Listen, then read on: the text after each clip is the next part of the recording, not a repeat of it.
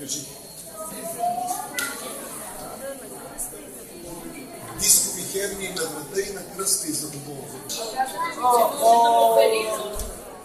Ами, че това разлика е един повече от 1 сантиметър разлика в краката. Ето, този крак даже продължава да расте. Само за момент. Я погледни каква разлика се получи в крака. 2 сантиметра разлика между двата крака, сестра, какво става? Този крак ми е болния парализа.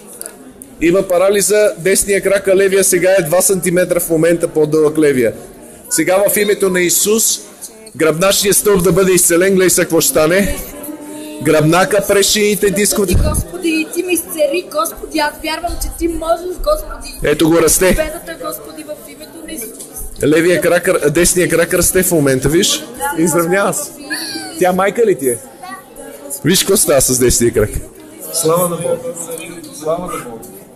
Ти чувстваш ли какво става, сестра? Вече не може да се види.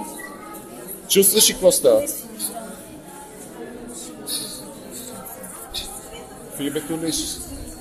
Я стани сега. Я сложи ръце тук. Има разлика тук при тебе. В името на Исус тазовата кост да бъде изцелена, да се намести. Обедете така през нея. Аз слушай от тук отзад. В името на Исус тази кост да бъде наместена и изцелена. Ти кажеш, че имаш дискови херни. И на кръста бе, и на Дисковите херни да бъдат изцелени. Аз идем от жбъл на тебе.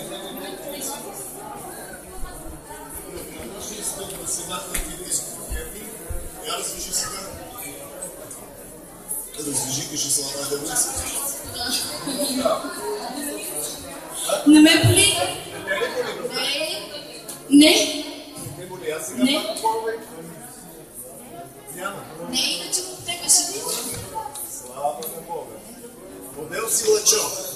И аз сега да видим гръбнака, развижи кръста. Нали имаш дискови херни? Това дискови херни, значи тук е сериозна работа. И ти имаш. Какво става с нас? Я кракнал пулса, тесни.